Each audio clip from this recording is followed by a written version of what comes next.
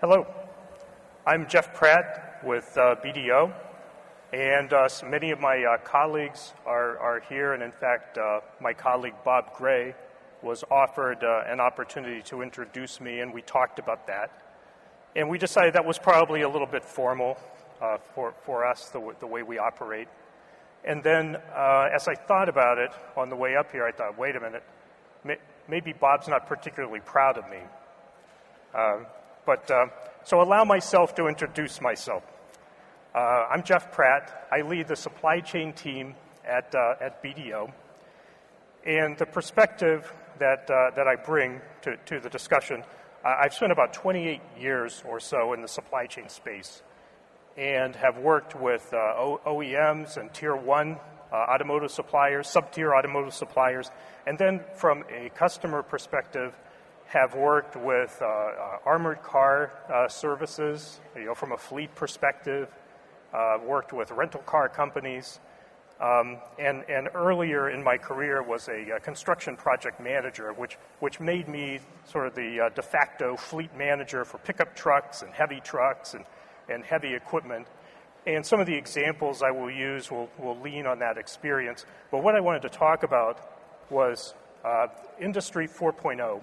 And some of the things that we're seeing that are really exciting and how that's beginning to affect the supply chain and the digital thread through that supply chain.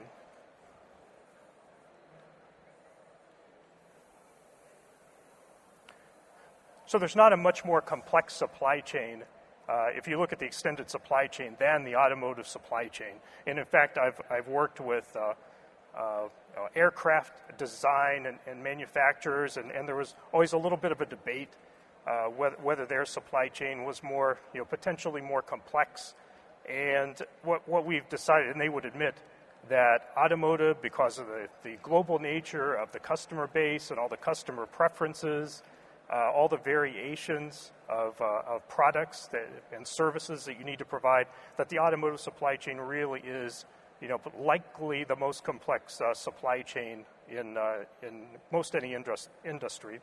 And that's exacerbated a little bit by the fact that you have a dealer network, different types of customers, and also some of the evolution of technologies coming into automotive manufacturing and the services that are being provided. Vehicles can have as many as 30,000 parts and components sourced from all over the globe, and that certainly generates a fair amount of complexity and opportunity. And from a supply chain perspective, just tracking what's happening throughout that supply chain and having the visibility you need is often a challenge. So let's talk a bit about some of the data flows that are really critical. And we're all pretty aware of these, but they're really coming into play as Industry 4.0 increases the connectivity and the information that can be gathered throughout the supply chain and all the way through from sub-tier suppliers through to customers. A lot of these data flows are really becoming critical in terms of being competitive and also great opportunities to improve and extend the products and services that we're providing and the customer intimacy that we can generate. So, customer data, of course, we would always like to know more about our customers. We probably have access to more customer data than we even know if we think about it. And if we don't have what we need, there are probably mechanisms to get more. So, for example, Robert Brown, who's one of my colleagues, is working to provide digital owner's manuals to some of the OEMs so that somebody who owns a vehicle can take their phone, they can look at something that they want to repair, or they want to replace a headlight, or they have a problem with the car. It saves the customer from going through a traditional paper owner's manual, and it also links back so that the OEM can understand what's being searched. So is there something that's going wrong? Is there a spike in something that's happening with the vehicles? And our customers interested in particular features. So certainly a lot of opportunity to gather and mine and react to customer data. Field service data, very similarly. I'll just go through these rather quickly. Product use data, how is the vehicle being used, and some of the things that we're seeing with innovations like the new tailgate on the General Motors trucks. A lot of people I know, I live in West Virginia, people buy nice trucks, and I don't very often see them hauling anything. They're just proud to have a truck, and they use that truck for recreation. They may be taking their kids to the drive-in, or they may be tailgating. So having the step in the tailgate of the truck is certainly a reflection of understanding how the product gets used and how we can react to that. Transaction data has been something that we've been working on for a long time with ERP systems and linking back to our suppliers and really understanding customer transactions. And even now, a lot of my clients would say that's still a struggle to get the information that's needed to really manage the supply chain efficiently. Production data, of course. And then something that's pretty exciting is the capabilities that we now have around geolocation and environmental data. And as an example, when I was in the construction industry a few years ago, one of the critical things on a construction project, and my company built roads and bridges, and it was really critical. We always bought Caterpillar equipment because Caterpillar was really responsive in terms of spare parts. If you had a D6 dozer that was 30 years old and you needed a part, you could get that within 24 hours. And the real focus was on uptime. How can I keep the project on track? There were some really critical people on my project. The master mechanic who was monitoring the equipment, listening for anything that was going wrong, doing preventive maintenance. The civil engineer who was surveying the project, making sure that we were building everything in the right place. Some of the operators, particularly the motor grader operator, we had to build the road within 1/10 of a foot to the planned elevation, or we get fined, or we'd have to go back and correct the job.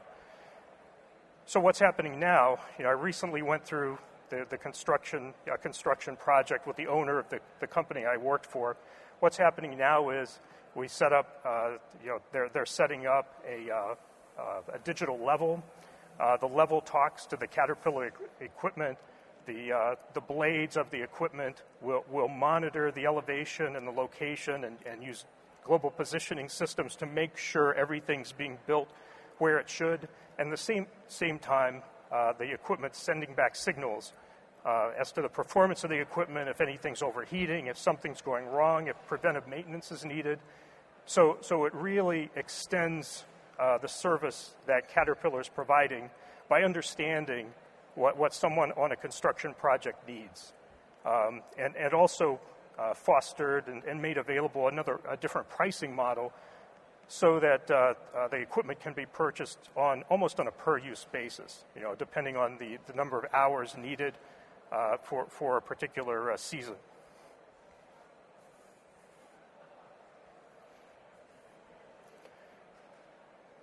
So the integrated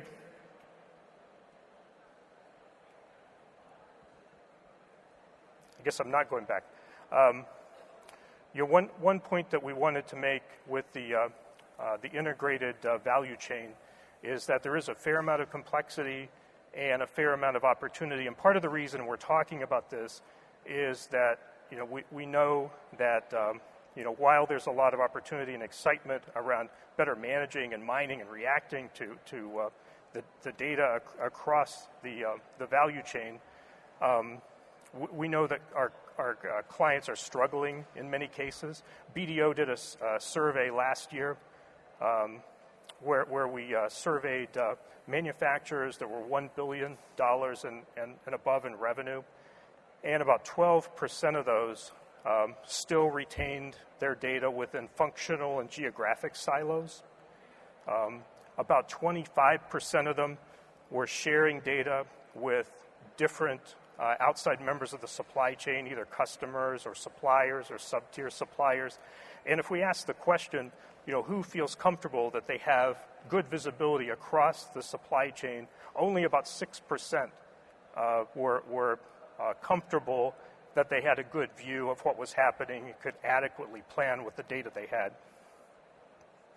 So part of the opportunity with Industry 4.0 to be much more focused and much more aware and much more collaborative with customers and suppliers is really to manage the data value chain much better.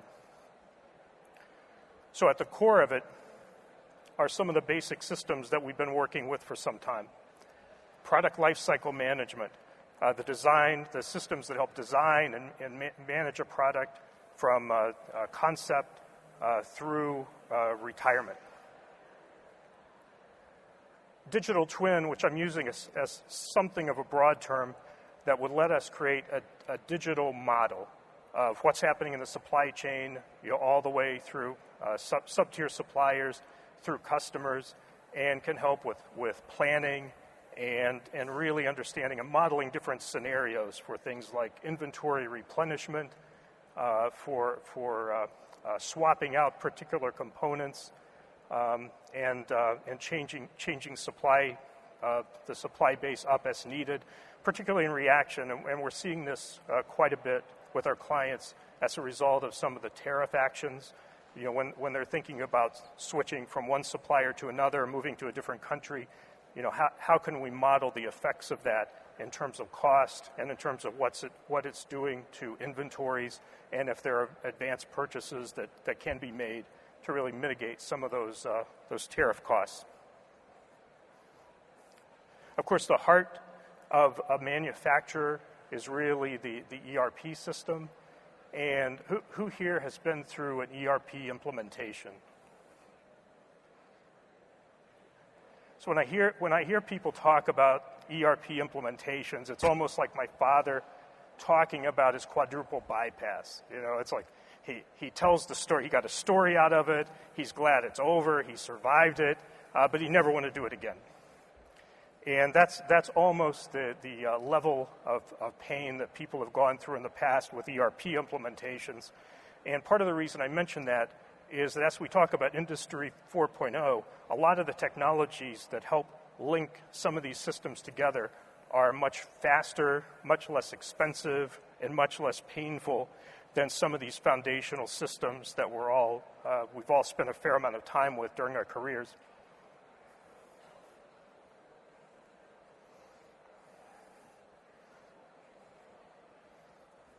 And of course, manufacturing execution systems, helping to monitor what's happening with inventory levels, what's happening in the warehouse, what's getting launched into production, being able to manage the flow of supply through the supply chain.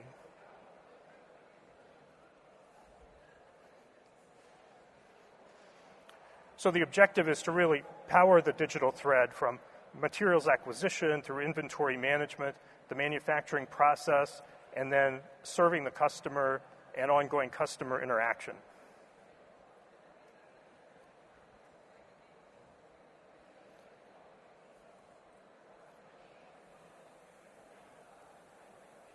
So let's look at the digital thread in action and talk about how some of the technologies, and many of these technologies are out here on the display floor, how some of the technologies are coming into play to really power the supply chain in an Industry 4.0 environment.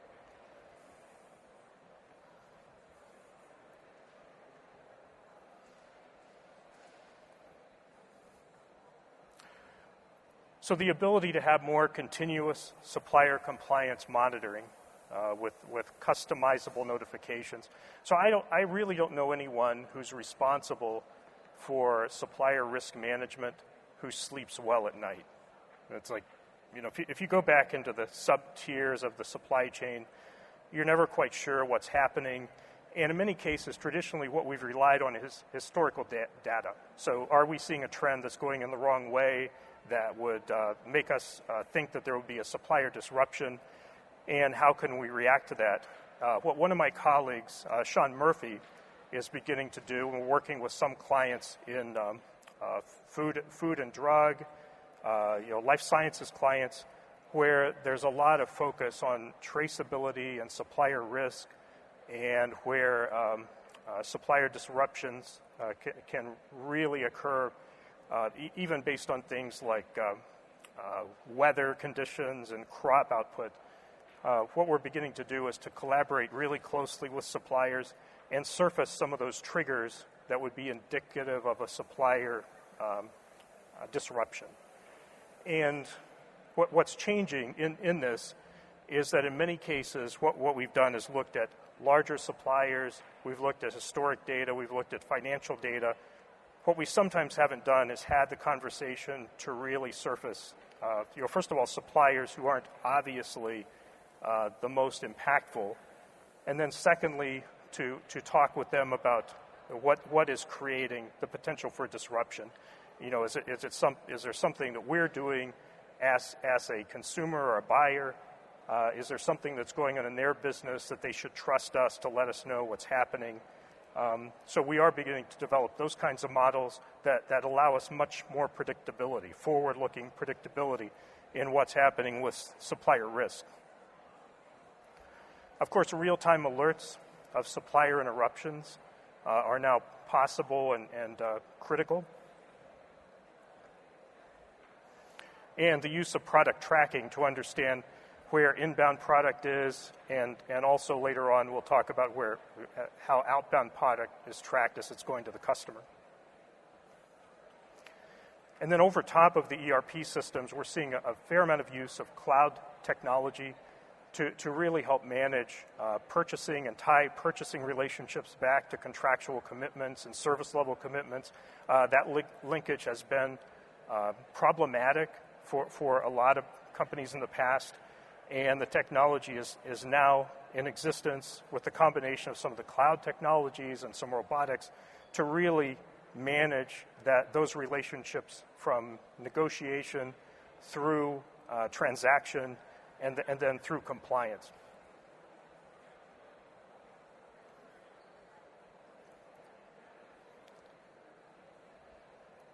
The auto industry has really pioneered a lot of what's happening on the manufacturing shop floor. Connected machinery with industrial sensors, continuous monitoring and predictive maintenance. Of course, the driverless vehicles. We got one out here, I think, delivering water still. And assembly line robots with some of the built-in safety features. And we talked with one of the vendors of the cobots as to how they're providing robots that have the safety features and can work alongside people on the production line without all the guards that you typically have around a robot. And I mentioned digital twin. When I worked with the aircraft manufacturer, one challenge that they had was that they would start designing an aircraft, and they would be working with their customer, and it may be a major airline, and the airline would look at what they had, and they would mock up some drawings, they would develop a prototype, and then the airline would decide they wanted to move the galley, they wanted a different configuration for the engines, they may want a smaller aircraft because they're going to a regional jet model, and that all became really expensive and really time-consuming, and it went from, I think 7 to 8 years at the time.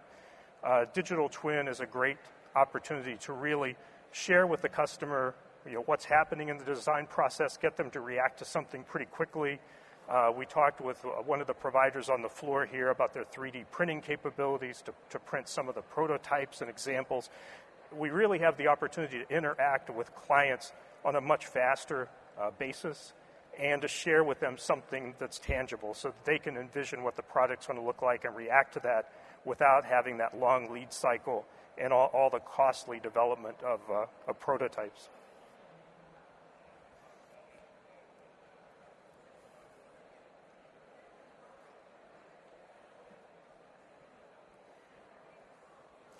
We've talked a bit about the customer digital thread. personalizing communication, working with customers. We mentioned the digital owner's manual.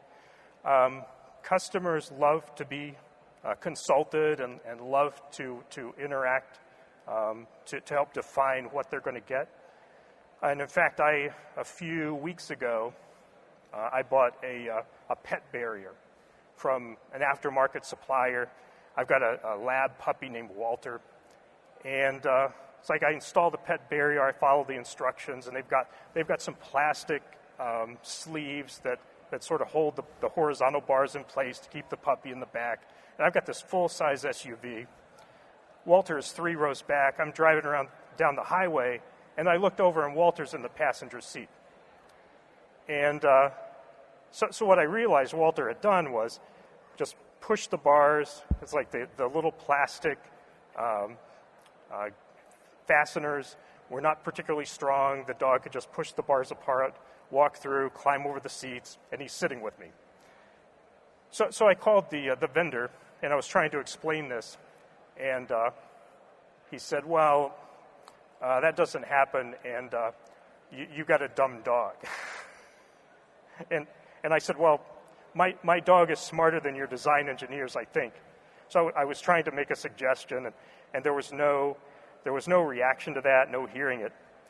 And it just made me reflect how customers want you to react, and it's a good opportunity to really understand what's happening and understand whether you can change the product or service to really accommodate that.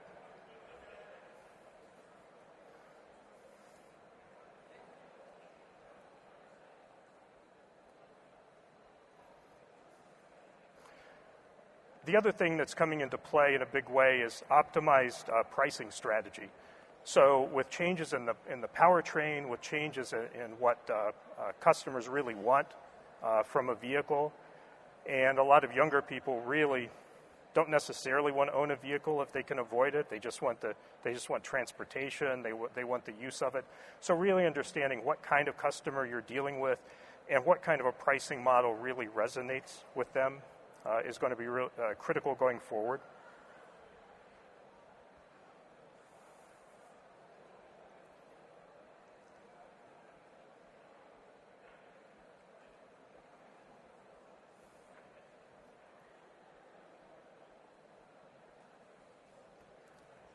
The other thing that we're focused on is better inventory management and visibility, and leveraging some of the technology to help with automated picking processes, getting the inventory through the warehouse. I think as we listened to the economist this morning from PNC Bank, I think a lot of people raised their hands to say that they were having trouble with labor shortages and recruiting the people that they needed. And we're seeing this in a lot of organizations with warehouse workers, particularly truck drivers, a lot of those positions. So it's a great opportunity to really automate some of these jobs and help eliminate some of that labor shortage.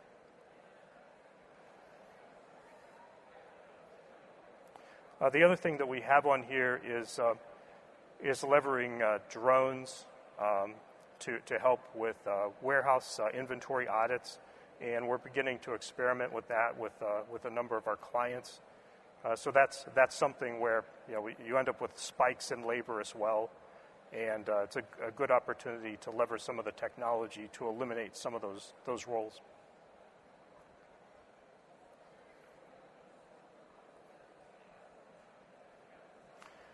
The other thing that we think is really powerful is, as we've talked about that digital twin model of the extended supply chain, being able to conduct inventory planning and modeling across the entire supply chain. So we had a client that was really struggling in terms of costs. It had a number of different manufacturing locations, and they were a sub-tier manufacturer of steel fasteners and products. What they were struggling with was understanding how much inventory they had across their supply chain, which suppliers they should work with, for specific product lines, and also how they could best plan and manage that inventory to serve their customers. So what we helped them do was to build an end-to-end model and started looking at how we could optimize that. So it really helped, in fairly short order, determine which suppliers lined up with which facilities, which orders should be produced in which locations, and the ultimate result was that the customer fill rate and the percent perfect orders went up significantly, something like 60 to 90%, and the cost of inventory went down pretty significantly as well.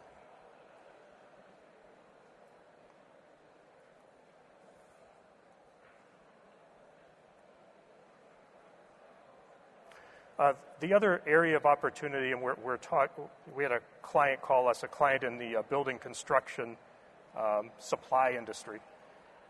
He had bought a fleet of new trucks, and what he was asking us was what should go on the trucks.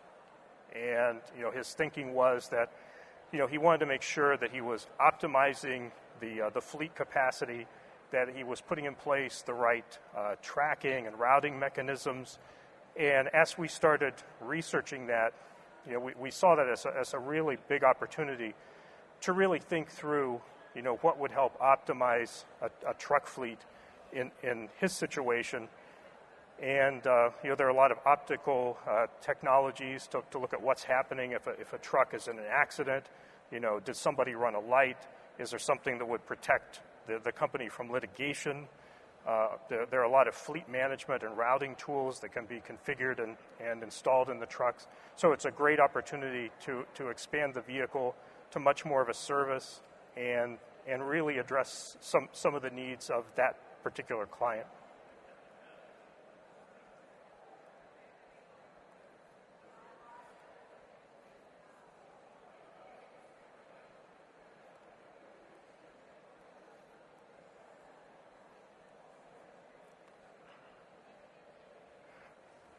So this slide is focused on customer co-creation, and I talked a bit about calling the vendor of my pet barrier and trying to get involved and sharing my experience.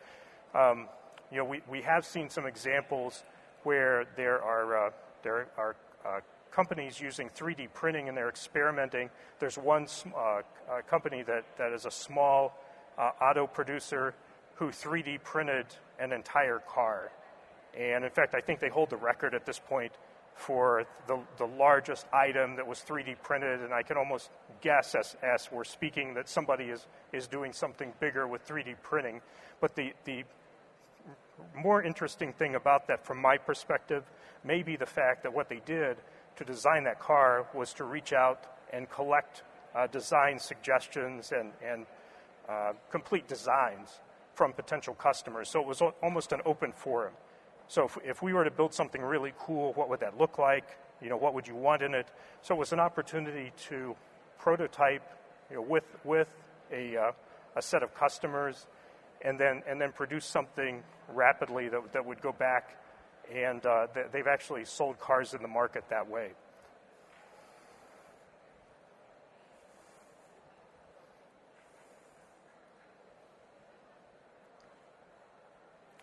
So I want to share one case study with one of the clients that we've worked with. This client is a manufacturer of the emergency vehicle, the triggers that change the lights from red to green when emergency vehicles or fire trucks are going through on an emergency run. And part of the question that our client had was, how do we expand our relationship with our customer beyond, when we sell the product or when there's a specific upgrade. And one thing that we arrived at was that they had a great opportunity to really expand that relationship with their customers. So every one of those fire chiefs and EMT directors they were working with as customers and police chiefs wanted to know, first of all, they wanted the optimal routing for their emergency vehicles, not just to be able to change the lights, from red to green and get through them, but is there something that's in the way? Can we define a more optimal route for that emergency vehicle? The other thing that they really wanted was an objective report as to what happened from the time a call was made, which vehicle took the call, how long it took to get there, and our client now is providing that kind of a service in a cloud environment. So it became really taking themselves from a simple device provider to more of an ongoing service and providing objective reports so that clients could their customers could understand, when they went on a run and if they got challenged as to what they did, they had an objective report to really support their actions and how they optimize the routing and so forth.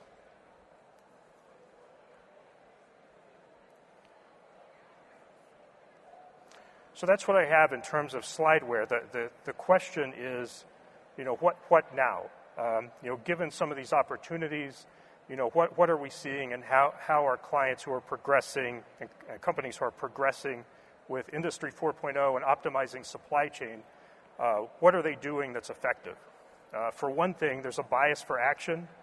So the idea is to get started. A lot of these technologies, and I mentioned ERP systems earlier, most of this technology is not like an ERP system.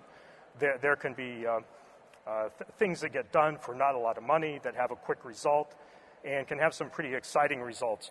So, just getting started is really a good way to get going. Having that fit into a larger strategy as you go forward is also something that you want to think about. Depending on your responsibility and functional area, there's probably something that you should be thinking about. If you're frustrated that you don't have the data that you need, it may be available if you think about some of the emerging technologies that are out there. So not letting that be a barrier is really critical. The other thing that we're seeing with some of the development and advancement with Industry 4.0 is that most of it's not being driven by the CIO or the IT organization. It's being driven by people like you and in all likelihood in functional roles who have pretty specific problems that they're trying to address and research some of the availability of some of the new developments with digital technologies and bring that into the organization as a prototype. So with that, I'll thank you.